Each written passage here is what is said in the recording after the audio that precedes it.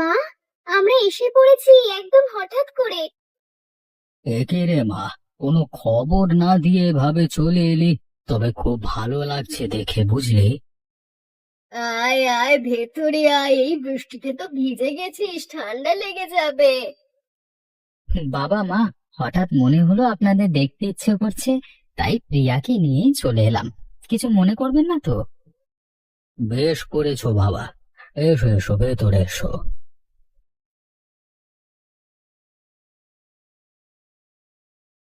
এ কি হলো গো? জামাই এসেছে, বাড়িতে তো ভালো কিছুই নেই। সেটাই তো ভাবছি, কিছু একটা ব্যবস্থা করতে হবে এখনই। বাবা, আমরা কিন্তু বেশি কিছু চাই না, শুধু তোমাদের সাথে সময় কাটাতে এসেছি। ঠিকই বলেছে প্রিয়া, আপনারা যা রান্না করবেন তাতেই আমরা খুশি হব। না বাবা, প্রথমবার এলে তো একটু ভালো মন্দ খাওয়াতেই হয়, তাই না? একটু বসো, আমরা একটু ব্যবস্থা করছি। বাবা, রাস্তায় আস্তে আস্তে দেখলাম গ্রামটা কত সুন্দর হয়ে উঠেছে। আগের চেয়ে অনেক পরিবর্তন হয়েছে মনে হলো। হ্যাঁ বাবা, গত কয়েক বছরে অনেক কিছু বদলেছে।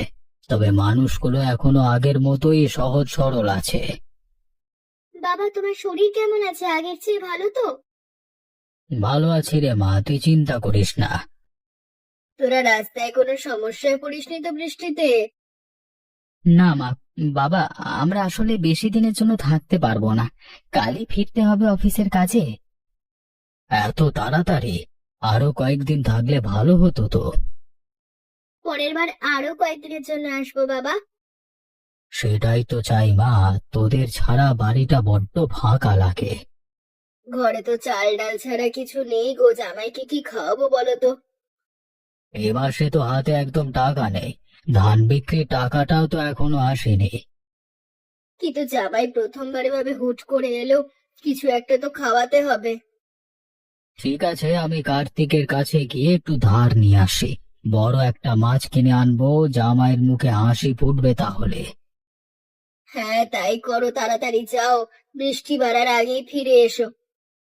যাচ্ছি, তুমি ততক্ষণে ওদের সাথে গল্প করো। ঠিক আছে, তবে সাবধানে যেও, রাস্তায় কাদা আছে। চিন্তা করো না, এক্ষুনি ফিরছি। যেন ভালো একটা ব্যবস্থা করে দেন আজ, জামাইয়ের সামনে যেন লজ্জায় না পড়তে হয়। মা বাবা কোথায় গেল? এক্ষুনি ফিরবে রে, একটু বাজারে গেছে। এই বৃষ্টিতে বাজারে গেল কেন? আমি তো এমনি এসেছি, এত আয়োজনের তো দরকার ছিল না। তোর বাবার তো সব সময় এমন স্বভাব, মেয়ে জামাই এলে কিছু না কিছু বিশেষ করবেই। বাবা তো সব সময় এমন, নিজে না খেয়ে থাকবে কিন্তু অন্যকে কষ্ট দেবে। কার্তিক, একটা কথা বলবার ছিল। জামাই মেয়ে হঠাৎ এসে পড়েছে, হাতে তো কিছু টাকা নেই এখন, তো একটু বিপদে পড়ে গেছি। আরে তাতে কি হয়েছে দাদা, বলুন কত লাগবে, আপনার জন্য যা লাগবে আমি দেবো, বলুন বলুন বলুন বলুন বলুন। হ্যাঁ, একটা বড় মাছ কিনতে চাই তো, জামাইকে ভালো মন্দ খাওয়াতে হবে তো। এই নিন দাদা, চিন্তা করবেন না, যখন সুবিধা হবে ফিরিয়ে দেবেন। ধন্যবাদ রে ভাই, ওর জন্য সাহায্যটা আমি ভুলবো না। এসব বলবেন না দাদা, প্রতিবেশী তো একে অপরের বিপদে কাজে লাগে। তুই সত্যি অনেক উপকার করলি রে আজকে, জামাইয়ের সামনে মুখ রক্ষা হলো। এ ঋণ আমি ভুলবো না ভাই। আরে দাদা, এসব তো ছোটখাটো ব্যাপার, জামাই খুশি হলেই তো সব ভালো। আচ্ছা, আমি তাহলে এখন বাজারের দিকে যাই।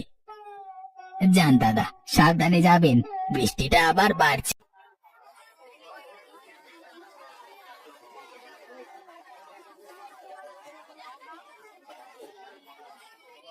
মধু, ওই বড় কাতলাটা দেখাও তো, জামাই এসেছে বাড়িতে। এই দেখুন দাদা, একদম টাটকা, আজকে সকালেই ধরা, জামাই খুশি হয়ে যাবে দেখবেন। বাহ, দারুণ মাছ তো। দাম কত হবে বলো? এই সাইজের মাছ ভালোই দাম পড়বে দাদা, তবে আপনার জন্য একটু কমই রাখছি। ধন্যবাদ ভাই, ভালো করে কেটে দাও তো। জামাই প্রথমবার এসছে বুঝি বাড়িতে? হ্যাঁ, তাই তো এত আয়োজন। বেশ করেছেন দাদা, জামাইকে ভালো কিছু খাওয়ানোটাই তো একেবারে বাবার সবচেয়ে বড় আনন্দ। ঠিকই বলেছ। আচ্ছা, এই টাকাটা রাখো, আর মাছটা একটু ভালো করে প্যাক করে দাও। এই নিন দাদা, একদম তাজা মাছ রান্না করলে দারুণ স্বাদ হবে। আসি তাহলে এখন। আচ্ছা দাদা, আরো কিছু লাগবে? চিংড়ি এসেছে আজকে টাটকা। না না, আজকের জন্য এই মাছটাই যথেষ্ট। বাজেটটাও তো ভাবতে হবে ভাই। বুঝেছি দাদা, ঠিক আছে ঠিক আছে ঠিক আছে, পরের বার এসে চিংড়ি নিয়ে যাবেন। হ্যাঁ, হ্যাঁ, নিশ্চয়ই নেব। আচ্ছা, এখন আসি তাহলে।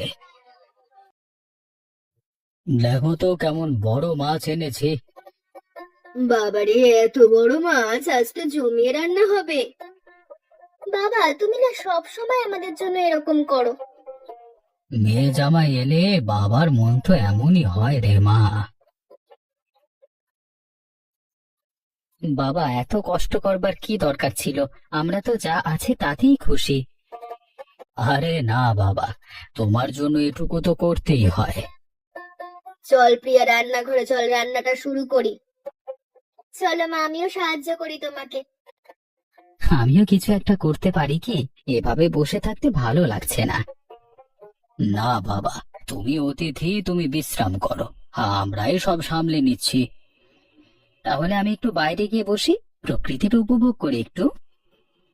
যাও বাবা, বারান্দায় বসে বৃষ্টি দেখো, ভালো লাগবে। ধন্যবাদ বাবা। এত ভালো ছেলে জামাই হিসেবে পেয়ে আমি সত্যিই ভাগ্য। ঠাকুমা, আমার খুব খিদে পেয়েছে গো, সকাল থেকে কিচ্ছু খাইনি। জানি রে দাদু ভাই, একটু সহ্য কর। কোথাও থেকে কিছু একটা ব্যবস্থা করতে তুই চিন্তা করিস না সোনা। কোথায় যাচ্ছি আমরা ঠাকুমা? রঞ্জন বাবুর বাড়ির থেকে যাচ্ছি, ওনারা তো ভালো মানুষ, হয়তো সাহায্য করবেন। ঠাকুমা, আবার কারোর কাছে যাইতে হবে? কি করব বলতো? তোকে না খাইয়ে তো আমি থাকতে পারবো না। চল আর একটু হাঁটি। ঠাকুমা, তুমিও তো সেই সকাল থেকে কিচ্ছু খাওনি, তুমি ঠিক আছো তো? আমি ঠিক আছি দাদু ভাই, তুই খেলেই আমার পেট ভরবে। ঠাকুমা, আমাদের কি সবসময় এভাবেই চলতে হবে? না রে সোনা, ঠাকুর নিশ্চয়ই আমাদের দিকে মুখ তুলে চাইবেন। চল এখন। আচ্ছা ঠাকুমা, চলো। নিশ্চয়ই একটা রাস্তা দেখাবেন আমাদের, তুই দেখিস। ঠাকুমা, আমরা কি নিরঞ্জন দাদুর বাড়িতেই যাচ্ছি? উনি তো ভালো মানুষ, আগেও তো একবার সাহায্য করেছিলেন। হ্যাঁ রে, ওনার কাছেই যাচ্ছি, আশা করি আজও নিরাশ করবেন না। ঠাকুমা, ওই তো দূরে বাড়িটা দেখা যাচ্ছে, চলো আর একটু জোরে হাঁটি। চল রে দাদু ভাই, আর একটু সময় লাগবে। আজ তো জামাইয়ের প্রিয় ঝাল ঝাল কাতলা রান্না হবে। মা, সৌরভ কিন্তু মাছের মাথা পছন্দ করে, ওটা আলাদা করে রেখো। রাখবো রাখবো, তোর জামাইয়ের সব পছন্দেরই তো রাখবো। এই মাছটা দিয়ে তো অন্তত 3-4টে পদ হয়ে যাবে। বাবা, শহরে তো এসব আমরা আমরা শিখিনি। সবকিছু বাজার থেকে কাটা বাছাই করা অবস্থায় পাই। সে তো শহরের সুবিধা বাবা, গ্রামে তো নিজের হাতেই সব করতে হয়। সৌরভ বাবা, তুমি কি ঝাল বেশি পছন্দ করো না কম? মা, আমি তো একটু ঝাল ভালোবাসি, তবে আপনি যেভাবে রান্না করবেন সেটাই ভালো লাগবে। মা, ওকে একটু ঝাল করেই দিও, ঝাল খেতে ভালোবাসে। ঠিক আছে মা, তাহলে ওরমই বানাবো। তোমরা রান্না শুরু করো। ঠিক আছে, তাহলে সবজিগুলো একটু কেটে দাও, আমি ততক্ষণে মাছটা ভাজি। এই তো শুরু হলো, এক্ষুনি হয়ে যাবে। বাবা, তুমি তো আসলে রান্নাঘরেও দক্ষ। মায়ের সঙ্গে সবসময় বুঝি এভাবে সাহায্য করো? করি রে মা, তোর মা একা একা সব সামলাতে পারে না তো। সৌরভও ঠিক বাবার মতন আমাকে বাবু বাড়িতে আছেন, বাবু একটু বাইরে আসুন না। সরলা, এই বৃষ্টিতে তুমি আর বাবলু, কি হয়েছে বলো তো? বাবু, ঘরে আজ কিছু নেই খাওয়ার মতন, সকাল থেকে বাবলুটাও না খেয়ে আছে। ভাবলাম আপনাদের কাছে একটু সাহায্য চাই। দাদু, আমার খুব খিদে পেয়েছে। আহারে, তোমরা ভেতরে এসো তো আগে, এভাবে বৃষ্টিতে দাঁড়িয়ে থেকো না। না বাবু, আমরা এখানেই ঠিক আছে, শুধু একটু খাবার দেন। না না, ভেতরে এসো, বাইরে দাঁড়িয়ে কথা বলা যায় না। বাবু, আপনাদের বাড়িতে তো মেয়ে জামাই এসেছে, আমরা এভাবে বিরক্ত করতে চাইনি। বিরক্ত কিসের কথা বলছো সরলা? আর তুমিও তো এই গ্রামেরই মানুষ, আমাদেরই তো একজন। ঠাকুমা ভেতরে যাই চলো, খুব ঠান্ডা লাগছে। আচ্ছা বাবু, তাহলে একটু ভেতরে বসি। এই তো, এসো এসো এসো।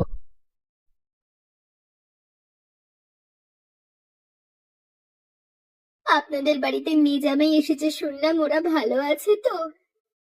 হ্যাঁ, ভালো আছে। ওরাও ভেতরেই আছে। তুমি বসো বাবলু। বাবলু, তুই এখানে বস। একটু গরম কিছু আনছি তোর জন্য। ধন্যবাদ দাদু। তুই তো খুব মিষ্টি ছেলে রে, দেখি তো ভালো লাগে। ও তো সবসময় এমন মিষ্টি। এই একটাই তো মাছ, জামাইয়ের জন্য কষ্ট করে কিনে আনলাম, কিন্তু এই বাচ্চাটা না খেয়ে আছে সকাল থেকে। কি হলো, ওদের ভাবে দাঁড় করিয়ে রেখেছো কেন? সরলা আর বাবলু না খেয়ে আছে সকাল থেকে, কি করব বুঝতে পারছি না। কিন্তু এই মাছটাই তো একমাত্র ভালো জিনিস আছে ঘরে জামাইয়ের জন্যে। জানি গো, কিন্তু একটা বাচ্চা না খেয়ে থাকবে আর আমি নিজের সুখের কথা ভাববো, এটা কি ঠিক হবে? তুমি যা ভালো বোঝো করো, মানুষের প্রাণের চেয়ে বড় কিচ্ছু হয় না। ঠিক আছে, আমি মাছটা ভাগ করে দিচ্ছি। ঠিক আছে, তুমি যেটা ভালো মনে করো সেটাই করো। জামাই যদি রাগ করে তাহলে করবে, কিন্তু এই মুহূর্তে একটা বাচ্চার খিদে মেটানোটাই আমার কাছে বড় মনে হচ্ছে। জামাই তো ভালো ছেলে, মনে হয় নিশ্চয়ই বুঝবে। সে আশাই করছি। চলো রান্নাঘরে যাই। তুমি সব সময় ঠিক সিদ্ধান্তই নাও, আমার তোমার উপর পুরো বিশ্বাস আছে। ধন্যবাদ গো, তোমার এই সমর্থনটাই আমার সবচেয়ে বড় শক্তি। মানুষের মুখে হাসি ফোটানোর চেয়ে বড় পুণ্য। সরলা, এই নাও, অর্ধেকটা তোমাদের জন্য। না না বাবু, এত বড় মাছ আপনার জামাইয়ের জন্য কেনা, আমি নিতে পারবো না। নাও বলছি, তোমার নাতি না খেয়ে আছে, এটা তো নেওয়াই উচিত। সত্যি আমরা মাছ পাবো ঠাকুমা? পাবি রে দাদু ভাই, আজকে পেট ভরে খাবি। বাবু, আপনার এই উপকার আমি কখনো ভুলবো না। এসব বলতে হয় না সরলা, যাও এবার গিয়ে রান্না করে খাইয়ে দাও বাবলুকে। ধন্যবাদ গো। যা রে দাদু ভাই, সাবধানে বাড়ি ফের। বাবু, একটা কথা বলার ছিল, বাবু স্কুলের বেতনটাও কিছুদিন পরে দিতে হবে। চিন্তা করো না, আমি দেখছি ওটা দিয়ে কি করা যায়। কালকে সকালে একবার এসো। ধন্যবাদ বাবু, আপনার এই উপকার ভুলবো না। এসব নিয়ে অত ভেবো না, বাবলু তো আমাদেরও সন্তানের মতোই, তাই না? আপনার মতো মানুষ পেয়ে আমরা ধন্য বাবু। যাও যাও যাও, এবার রান্না করে খাইয়ে দাও বাবলুকে, বেশি রাত করো না। ঠিক আছে বাবু, আসি তাহলে। বাবা, নিজের জন্য কেনা মাছটাও ভাগ করে দিলেন। এমন মানুষ তো আজকাল দেখাই যায় না।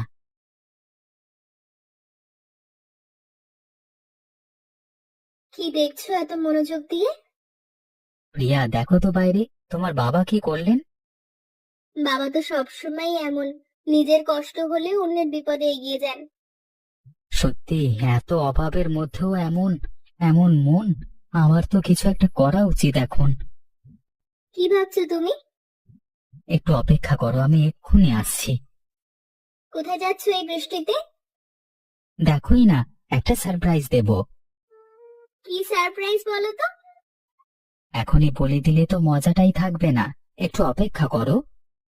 তুমি সবসময় এরকম রহস্য করে কথা বলো কেন? একটু ধৈর্য ধরো, দেখবে কি করি এখন।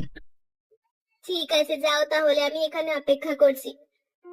প্রিয়া, তোমার বাবাকে দেখে আজকে আমি নতুন করে জীবনের মানে বুঝলাম। বাবা তো সবসময় এমন, তুমি ঠিকই বলেছো। আজকে আমিও কিছু একটা করতে চাই, তোমার বাবার মতো। কি করবে বলো তো? রতন, গাড়ির ডিকিতে যে বাজারটা ছিল সেটা একটু বের করো তো। এখনই বের করবো দাদাবাবু, বৃষ্টির মধ্যে? হ্যাঁ, এখনই দরকার, তাড়াতাড়ি করো। এ কি বাবা, এত বাজার তুমি সাথে করে নিয়ে এসেছিলে?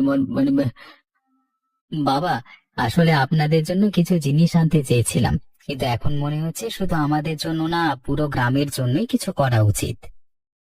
সে কি বাবা, পুরো গ্রাম মানে? হ্যাঁ মা, আজকে রাতে পুরো গ্রামকে নিমন্ত্রণ করব আমরা। বাবা যেমন নিজের ভাগেরটা অন্যকে দিয়ে দিলেন, আমিও চাই সবাই মিলে একসাথেই খাই আজকে। সৌরভ, তুমি সত্যি অসাধারণ মানুষ। বাবা, তুমি এটা করলে আজকে, আমি তো ভাবতেই পারিনি। বাবা, আপনি নিজের ভাগেরটা অন্যকে দিয়ে দিলেন, আমি তো শুধু একটু বাজার এনেছি মাত্র। তোমার মতো জামাই পেয়ে আমরা ভাগ্যবান। দাদাবাবু, আর কি কি নামাবো বলুন তো, সব তো রেডি করে দিচ্ছি। সবই নামাও রতন, আজকে গ্রামের সবাইকে ডাকতে হবে।